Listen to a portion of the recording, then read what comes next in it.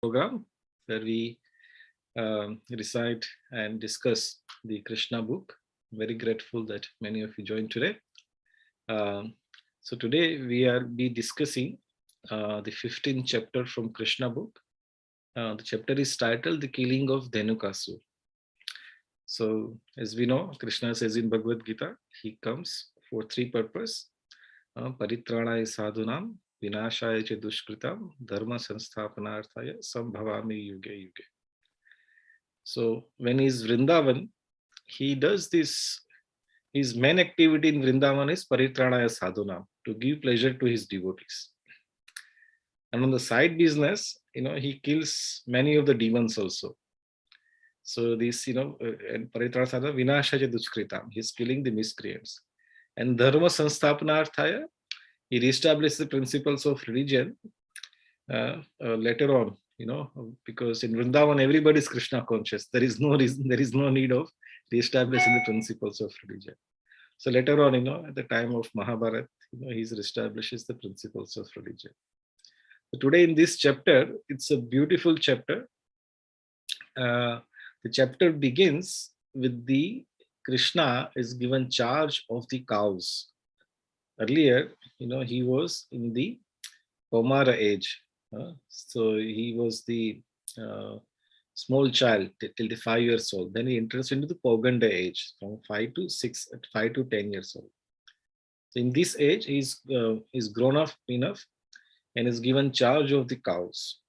And then he goes in the forest, and in the description, Krishna actually is enjoying the beauty of Vrindavan. And interesting enough, he is glorifying Balaram. He says, Balaram, it is all because of you. The Vrindavan is so beautiful. So what we'll do today, we will read those wonderful paragraphs together. And we'll try to relish, because this is coming directly from Srimad Bhagavatam. Shukdev Goswami, he narrated this beauty of Vrindavan to Parikshit Maharaj. And Prabhupada, all these wonderful shlokas in Srimad Bhagavatam, he has put this into a nice, description, narration or story form in Krishna book. So we'll just say, the first-hand information, first-hand experience of how Vrindavan is described in Krishna book. And while, we were doing Mangalacharan, we showed one picture, where Balram, is being, his feet are being massaged by Krishna and everybody is serving Balram. So that section will come, and we'll try to go a little deep into the principles of service that is exhibited in Vrindavan. And at the end of the chapter, the killing of Dhenukasura is there. So one more demon, Krishna, while he was there, many demons came to disturb Krishna, and Krishna effortlessly just killed them. So we'll also spend some time in understanding the mentality of Dhenukasura. Krishna kills, demon. This is not a very big deal. But what kind of mentality or consciousness Dhenukasura presents, and how Krishna he kills them. Also, this demon Dhenukasura, actually it is killed by Balaram. So we'll also try to go in the tattva of the demons killed by Krishna and demons killed by Balaram. There's a difference. Some demons are killed by Balaram, some demons are killed by Krishna. So actually, this is a very deep topic. I'm not really qualified to go, discuss in detail. But whatever my, intelligence or my ability allows, I will try to get in. But altogether, we'll go together, in these pastimes and enrich ourselves. So I'll request if anybody those who like to read, you can just put your hand up in the Zoom, and then we'll take turn one by one. So we can ask everyone to take part into reading. Okay, so Krishna, so you're first, so you can start with the chapter. And those who want to read, you can just raise your hand, and later on we'll connect the turns.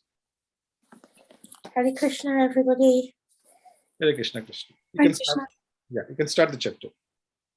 In this way, Sri Krishna, along with his elder brother Balaram, passed the childhood age known as Kumara and stepped into the age of Puganda from the 6th year up to the 10th. At the time, all the cowherd men conferred and agreed to give those boys who had passed their 5th year charge of the cows in the pasturing ground. Given charge of the cows, Krishna and Balarama traversed Vrindavan. Does that mean travelled? Yeah, traversed Vrindavan. Yeah, sorry, thank you. Vrindavan, purifying the land with their lotus footprints. Accompanied by the cowherd boys and Balarama, Krishna brought forward the cows and played on his flute as he entered the forest of Vrindavana, which was full of flowers, vegetation, pasturing grass. The Vrindavana forest was as sanctified as the clear mind of a devotee and full of bees, flowers, and fruit. There were chirping birds and clear water lakes. The waters could relieve one of all fatigue. Sweet smelling breezes blew away, refreshing the mind and body. Krishna and his friends and Balarama entered the forest. And seeing the favourable situation, desired to enjoy the atmosphere to the fullest extent. Krishna saw all the trees overloaded with fruit and fresh twigs, bending down to touch the ground as if welcoming him by touching his lotus feet. He was very pleased by the behavior of the trees, fruit and flowers, and he began to smile, realizing their desires. Krishna then spoke to his elder brother Balarama, and as follows: "My dear brother, you are superior to us all. Your lotus feet are worshipped by the demigods. Just see how these trees, full of fruits and flowers, have bent down to worship your lotus feet. It appears that they are trying to get out of the darkness that has obliged them, and to accept the form of trees. Actually, the trees born in the land of Vrindavan are not ordinary living entities, having held the impersonal point of view in their past lives, that they have been put into this stationary condition of life,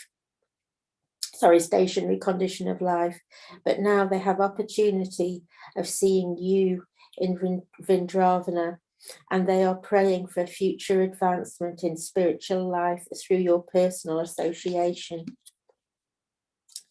Generally, living entities in the mode of darkness obtain the bodies of trees.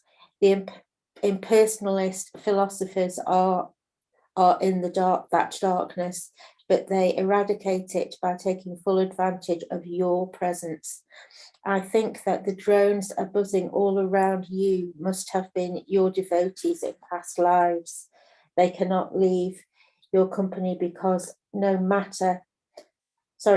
one can be better, more affectionate master than you. You are the supreme and original personality of Godhead, and the drones are just trying to spread your glories by chanting at every moment. I think that some of them must be great sages, devotees of your lordship, and they are disguising themselves in the form of drones because they are unable to give up your company even for a moment. My dear brother, you are the supreme worshipful Godhead. Just see how the peacocks are dancing before you in great ecstasy. The deer whose behavior is just like that of the gopis are welcoming you with the same affection, and the cuckoos who are residing in this forest are welcoming you with their joyful, sweet cries because they consider that your appearance in their home is so auspicious. Even though they are trees and animals, the residents of Vrindavan are glorifying you. They are prepared to welcome you to the best of their ability, and the practice of great souls to receiving another great soul in their home. As for the land, it is so pious and fortunate because the footprints of your lotus feet are marking its body. Mataji, you'll stop there. Thank you so much. Thank you. Thank you, Krishna. So this chapter begins with the Krishna's entering into the forest. So here the chapter begins with this line. Prabhupada writes here, in this way Sri Krishna along with his elder brother Balram passed the childhood age known as Kaumara and stepped into the age of Poganda from the 6th year up to the 10th.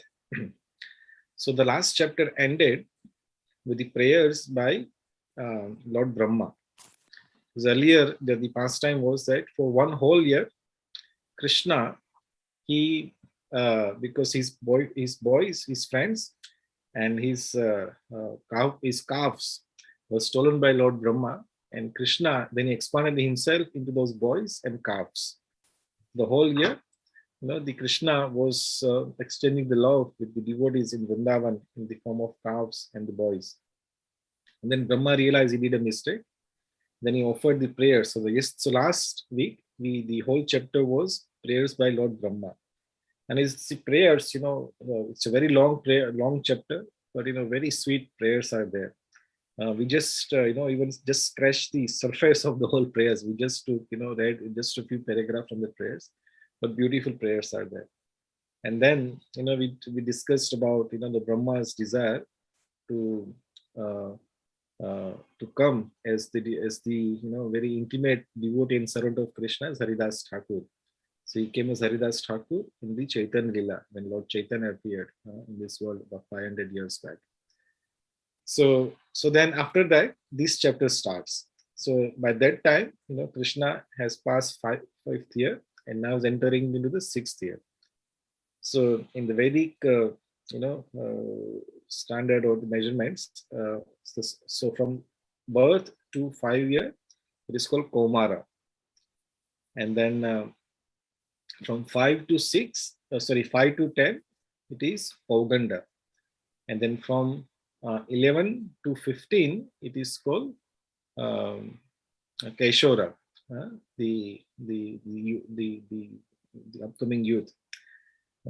So various pastimes are, so some pastimes Krishna did it while he was Kaumara, some pastimes did it in Poganda, and then, the pastimes they are in the Kaumara. Kaishora.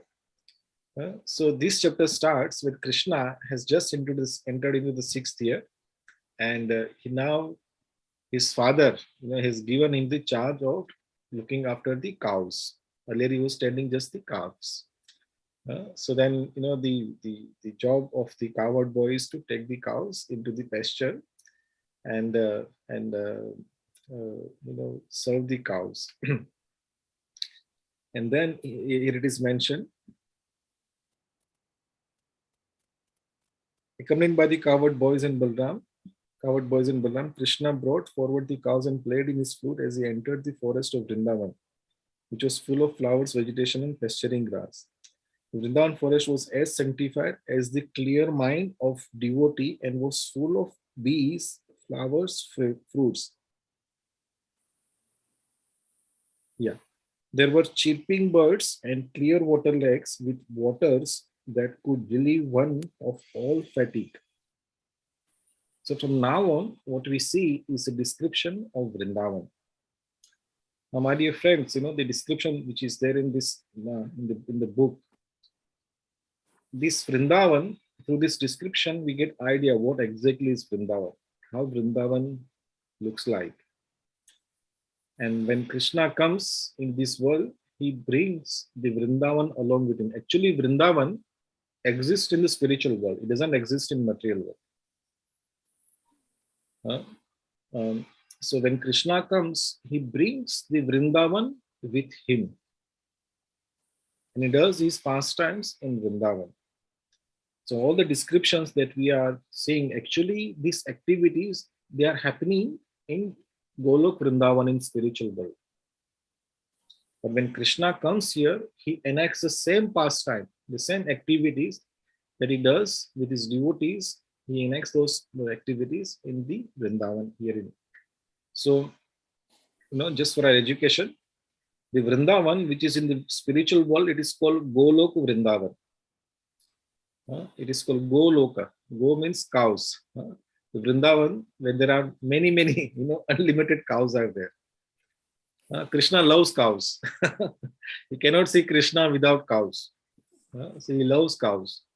So the whole entire spiritual world, it is named after the cows, Golok Vrindavan.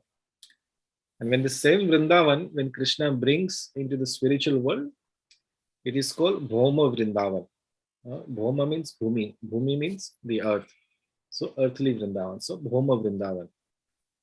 But Vrindavan, Golok Vrindavan and Bhoma Vrindavan, there is no difference. It is identical.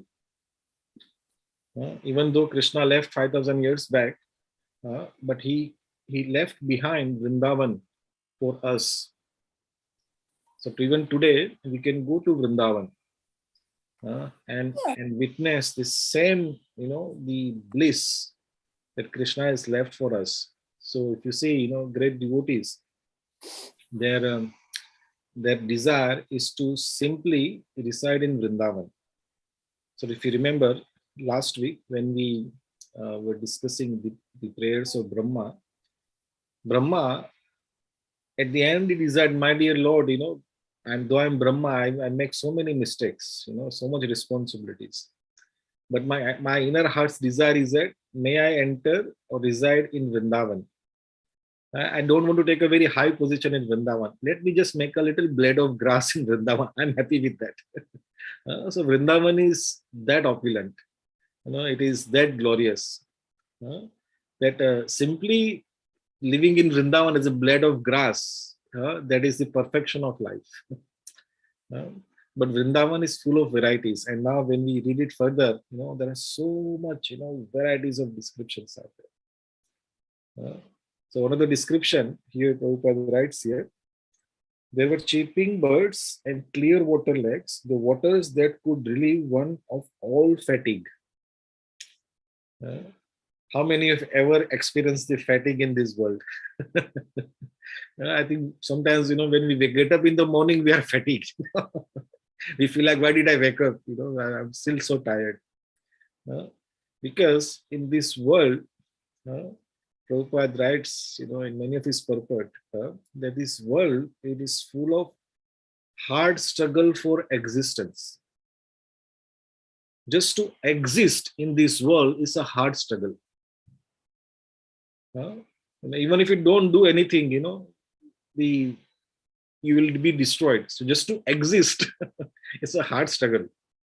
You have to do job or business or work, get money, and then look after the family and look after the house, look after the car, and so many things you have to do. So in this world, it's a hard struggle for existence. But when we come in touch with the Vrindavan and when we, drink the water of Vrindavan, or just be near the water of Vrindavan. Here Prabhupada writes, there were chirping birds and clear water lakes with waters that could relieve one of all fatigue. Now Prabhupada writes here, all fatigue, not just the fatigue of body, but the fatigue of mind, intelligence, everything. That is the reason, all our acharyas, they want to stay in Vrindavan.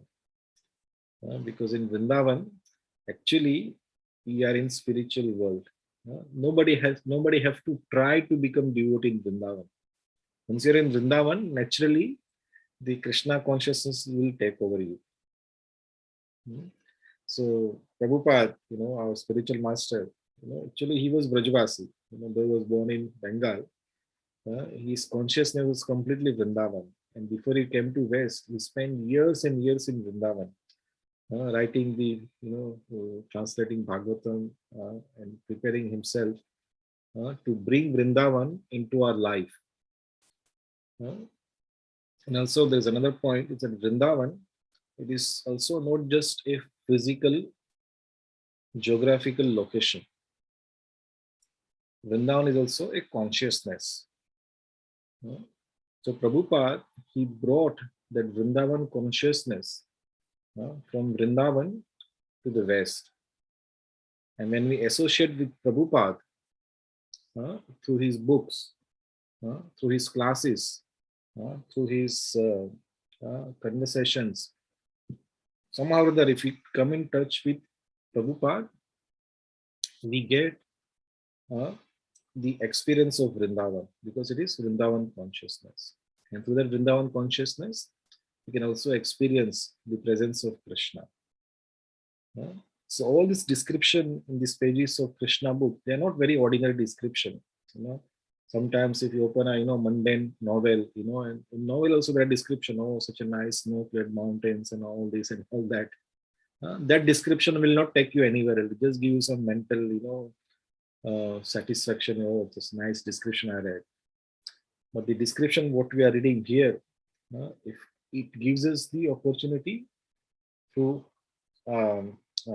through this reading to enter actually into the Vrindavan, enter actually into the pastimes of Krishna.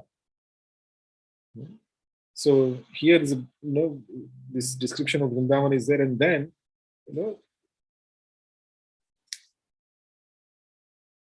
I'll just read one or two lines here. Krishna saw all the trees overloaded with fruits and fresh twigs, bending down to touch the ground as if welcoming him by touching his lotus feet. He was very pleased by the behavior of the trees, fruits and flowers, and he began to smile, realizing their desires. Krishna then spoke to his elder brother Balram as follows: "My dear brother, you are the superior to all of us, and your lotus feet are worshipped by the demigods."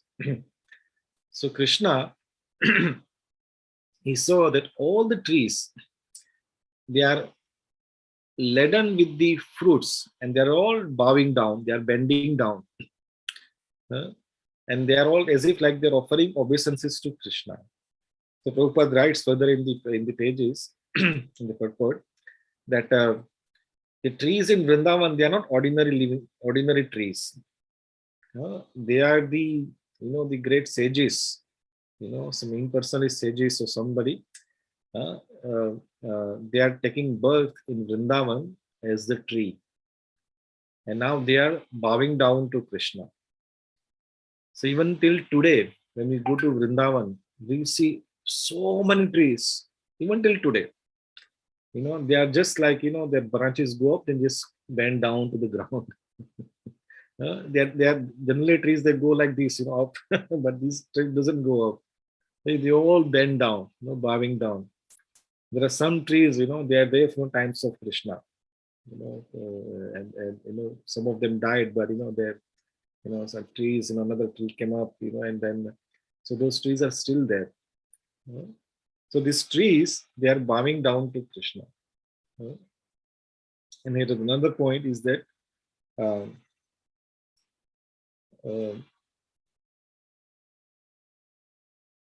the humility of the tree.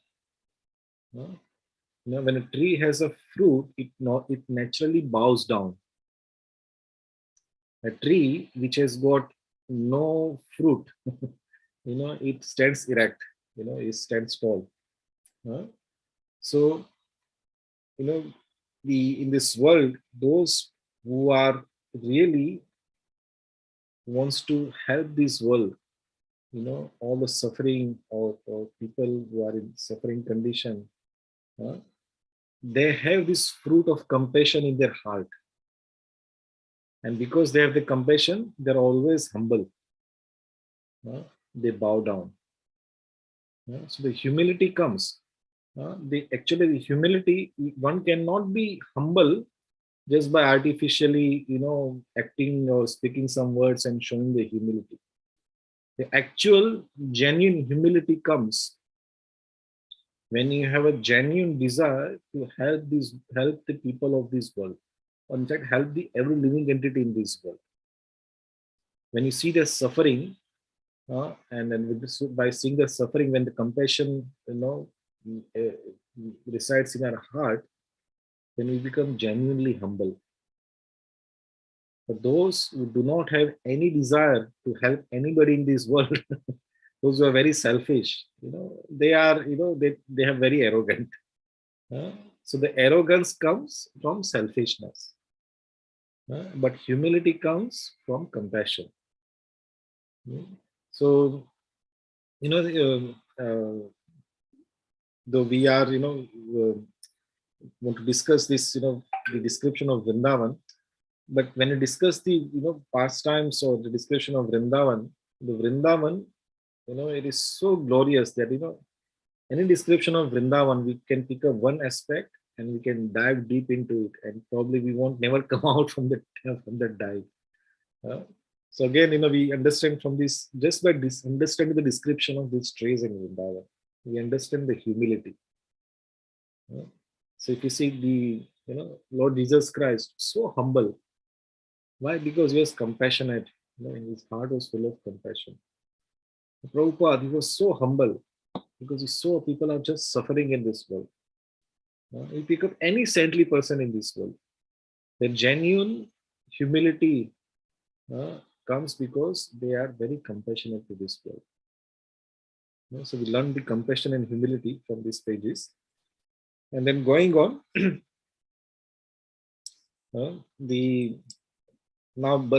interestingly, Krishna is now addressing Balram. So what is he saying? My dear brother, you are superior to all of us, and your lotus feet are worshipped by the demigods. Just see how these trees full with fruits and flowers have bent down to worship your lotus feet. It appears that they are trying to get out of the darkness that has obliged from them to accept the form of trees. So Krishna is saying, my dear Balram, you are superior to us. Amongst all coward boys, you are the superior. So these trees, they are actually bowing down to you. Now, my dear friends, here, just generally we don't see, Krishna praying, giving or praying, offering prayers to anyone. And generally the devotees, they start offering prayers to Krishna. But here Krishna is offering prayers to Balram. And you see in the pages further out, Krishna actually will be serving Balram. So here, we can understand this mood of Krishna at various levels. At one level, we can understand the actual pleasure of Krishna is serving. Though Krishna is God, is a supreme personality of Godhead, Balram actually is his own personal expansion. So the Balram's existence depends on Krishna. Balram cannot exist without Krishna. Even then, Krishna is the supreme personality of Godhead. His inner desire is to serve. So he is serving, he's saying, Balram, you are superior. Also, age-wise, Balram was elder than him. He says, you are superior. So Krishna wants to serve Balram. And later on we'll see, Krishna, he's serving the cows. He's serving his friends. He's serving, later on we'll see, with the Pandavas, when he goes to the Rajasuya Yagya, he's serving Pandavas. He's looking after the shoe rack. So, my dear friends, here we get, the greatest secret of our life to become happy in this world. To be happy in either in material world or spiritual world. The happiness comes in serving. Happiness doesn't come by becoming the master. When you're a master, you accept the service. But when you are subservient, when you're a servant, you offer your service to the master. So Krishna, in his heart, he wants to serve his devotees. Nobody can be superior to Krishna in this world. But still, he wants to serve. That is his pleasure. He wants to serve his devotees. He wants to serve his, cows. He wants to serve the Vrindavan. So if if there is a desire in our heart to become happy, then this is the key. Try to cultivate the mood of service. If the service is not there, one can never be happy. Earlier, we talk about, the word religion. Religion, actually in the Vedas, in the Sanskrit language, the word is called dharma. The dharma actually has got no equivalent word in English language or any other language. The closest comes is the religion. So we'll use that word, religion. So what is the religion? Religion is something which we cannot take out of soul. We understand that everybody is a soul. We are not this body, we are a spirit soul. So what is a religion, or what is the dharma of the soul? The dharma of the soul is to serve. And where is this dharma coming from? Coming from Krishna, because we are part and parcel of Krishna. So to serve is our religion. The various, the faith, Christianity, Islam, Hinduism, Jainism, Buddhism, any religion, it's just a faith. It's another kind of, way of expressing that service attitude. But essentially, we are servants. Even the Supreme Master, the Supreme Personality of Godhead, even he wants to serve. So, again, we reiterate the point again. If you desire, I think everybody wants to become happy. But sometimes we even forget that whether I want to become happy or not.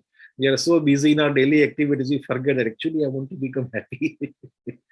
So if you ever want to, have a desire to become happy, try to cultivate the service.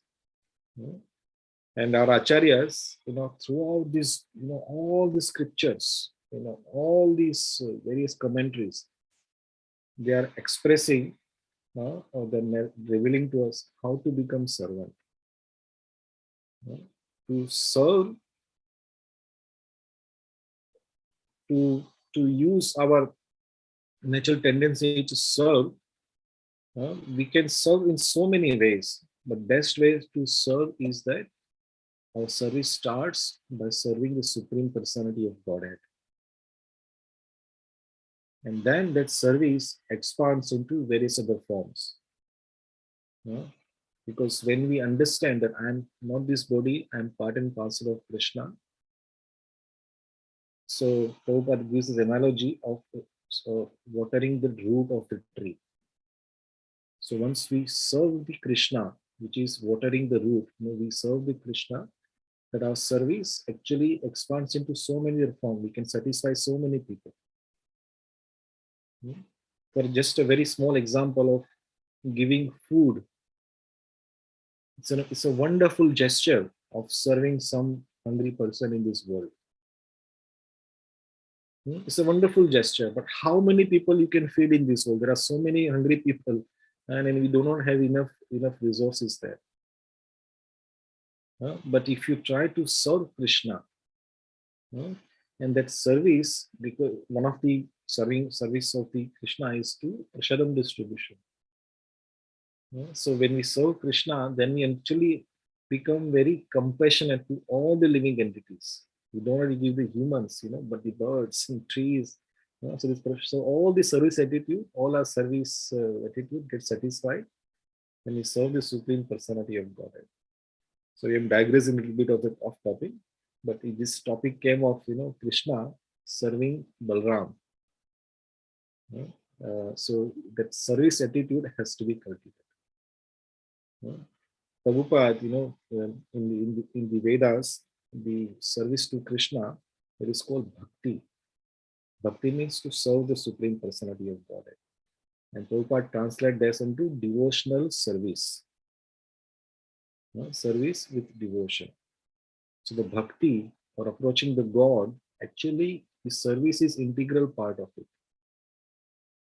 And once we serve the Lord in bhakti, then you can satisfy every living entities in this world. Maybe someday we'll talk about how serving the Lord can satisfy everyone. But here the topic is that Krishna is serving Balram.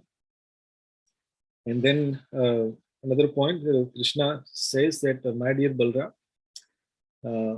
looks like these trees, they are bowing down because they want to come out of the darkness. So here Prabhupada explains that the trees, those living entities, when they misuse their independence, when the human form, uh, and they cultivate this mode of darkness, and and when they leave their body in darkness, or in mode of ignorance, the next birth they get is like a tree. And so Krishna is saying, that these trees, they want to come out of the darkness. Prabhupada says generally trees are in the previous life, they are born in, they are in the mode of ignorance. That's why they are taken birth in the tree body. So they want to come out of mode of darkness by bowing down to you. And then Krishna goes into describing the various birds, the cuckoos and drones, sorry, we cannot repeat it again. We just already read that one. So Krishna talks about, the describing the various, beautiful things in the Vrindavan. And now next, we can read going forward.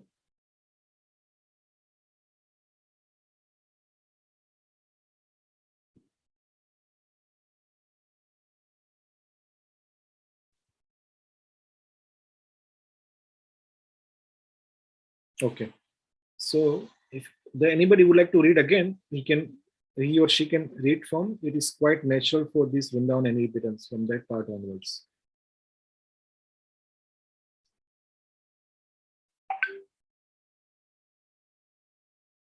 Okay. Okay, you did. It is quite natural for these Vrindavan inhabitants to thus receive a great personality like me. The herbs, creepers, and plants are also so fortunate to touch your lotus feet. And by your touching the twigs with your fingernails, these small plants are also made glorious. As for the hills and the rivers, they too are now glorious because you are glancing at them. Above all, the damsels of Raja, the gopis, are the most glorious because you embrace them with your strong arms, being attracted by their beauty. In this way, Lord Krishna and Balram began to enjoy the residents of Vrindavan to their full satisfaction. As they herded the cows on the bank of the Yamuna. In some places, Krishna and Balram were accompanied by their friends.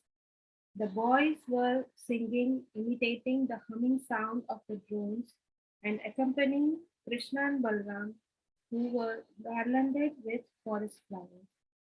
While walking, the boys sometimes imitated the quacking sound of the swans in the lakes, or when they saw the peacocks dancing, they imitated them before Krishna. Krishna also moved his neck, imitating the dancing and making his friends laugh. The cows taken care of by Krishna had different names, and Krishna would call them with love. After hearing Krishna calling, the cows would immediately respond by mooing, and the boys would enjoy this exchange to their heart's content. They would all imitate the sound vibrations made by the different kinds of birds, especially the chakoras, peacocks, cuckoos, and bharadwajas. Sometimes, when they would see the weaker animals fleeing out of fear out of the sounds of tigers and lions, the boys, along with Krishna and Balram, would imitate these animals and run away with them. When they felt some fatigue, they would sit down and Balram would put his head on the lap of one of the boys just to take rest. And Krishna would immediately come and begin massaging the legs of Balram. And sometimes he would take a palm fan and fan the body of Balram, causing a pleasing breeze to relieve him of his fatigue. Other boys would sometimes dance or sing while Balram took rest, and sometimes they would wrestle amongst themselves or jump. When the boys were thus engaged, Krishna would immediately join them, and catching their hands, he would enjoy their company and laugh and praise their activities. When Krishna would feel tired and fatigued, he would sometimes take shelter of the root of a big tree or the lap of a covered ball and lie. When he would lie down with a boy or a root as his pillow, some of the boys would come and massage his legs, and some would fan his body with a fan made from leaves. Some of the more talented boys would sing in very sweet voices to please him. Thus, very soon, his fatigue would go away.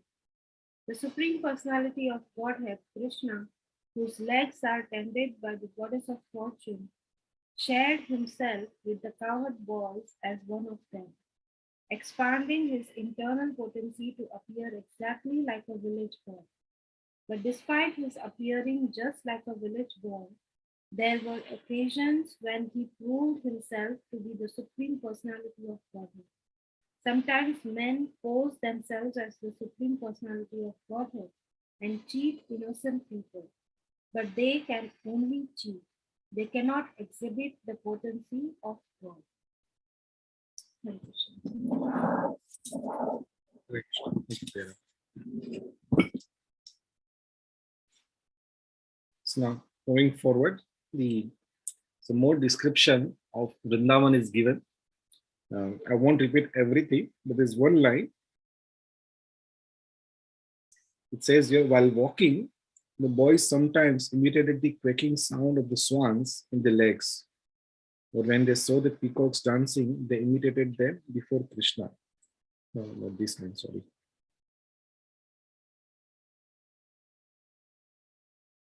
The boys were singing, imitating the humming sound of the drones and accompanying Krishna and Balram, who were garlanded with forest flowers.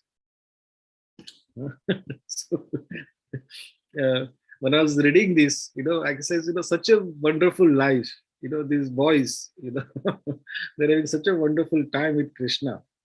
uh, and they're playing with birds, they're playing with swans and cuckoos. And if you remember earlier, we described that the in Vrindavan, everything is like a big orchestra party. uh, all the drones, all the water droplets, or any sound which is there, it is like a big orchestra. It's a big music uh, performance. Everything is natural.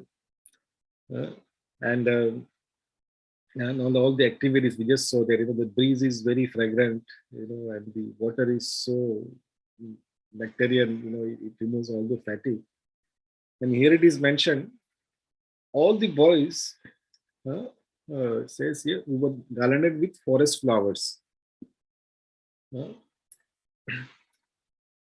I don't know how many of us had last wore the flower garland.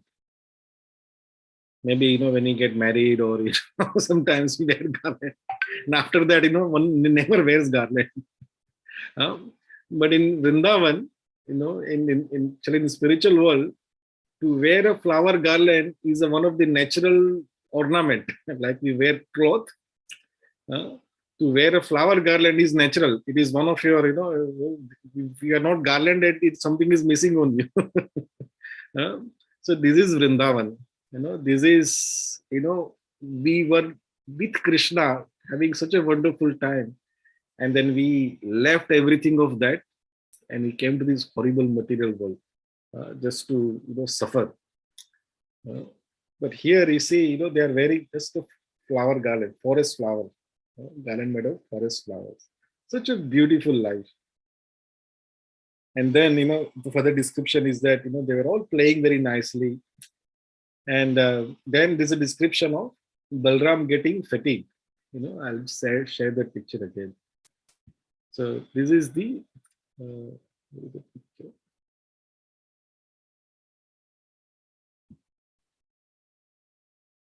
Sorry. Yeah, this is the.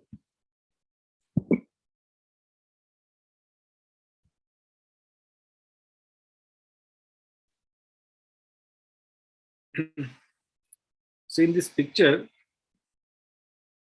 Prabhupada calls these paintings or picture as the windows to the spiritual world.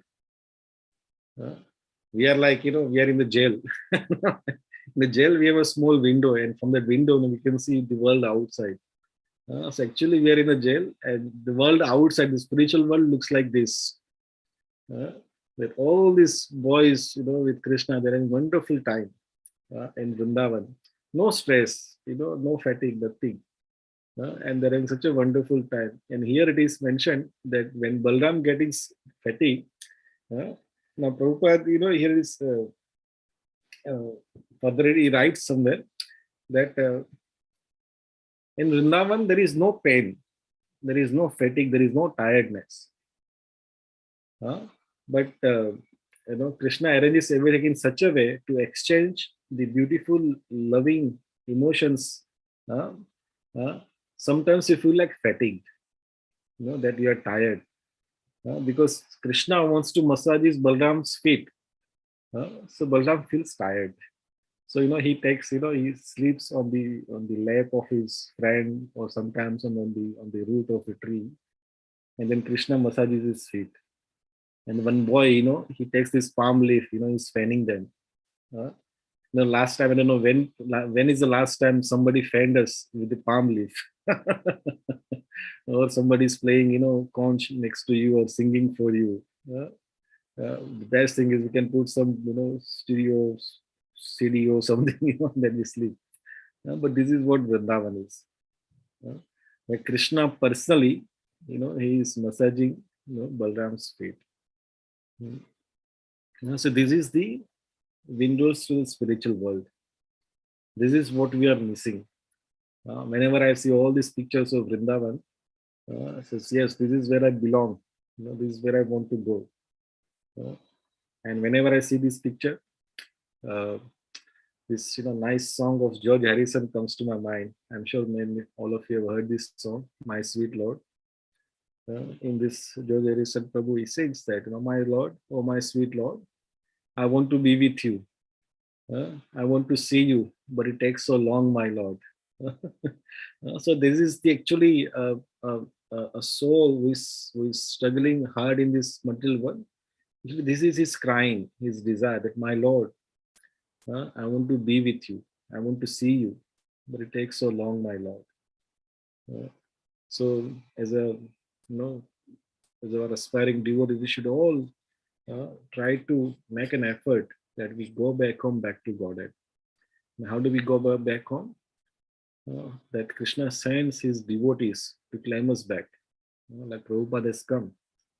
He has given this process of bhakti, of chanting Hare Krishna, following four great principles, serving, the humanity at large, by giving this Krishna consciousness to far and wide, and really be genuinely compassionate to the living entity, not just artificially, genuinely, what is the best way I can serve the humanity, or for that matter, every living entity.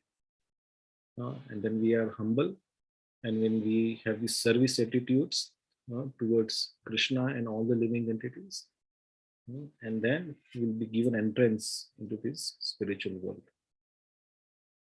So this description of Vrindavan, which is there in these pages, it is not just a ornamental description. It is a very deep subject. Generally in the novel, when the story goes, just to build up the story, the writer writes, describes, the description of the particular place. But this is not like this. It's not an ordinary novel. The description of Vrindavan has got a deep, very deep meaning. And you will see from time to time, Prabhupada is, giving this description of Vrindavan. Earlier also we had given. Even in future chapters it will come. And Prabhupada is not writing on his own. It is given by Shukdev Goswami. So while Shukdev Goswami was narrating Bhagavata, he was describing Vrindavan to Parikshit Maharaj. This is how Vrindavan looks like. So now it's 9 o'clock now. So I will stop here. We have not killed Dhenukasura today. Dhenukasura can can leave one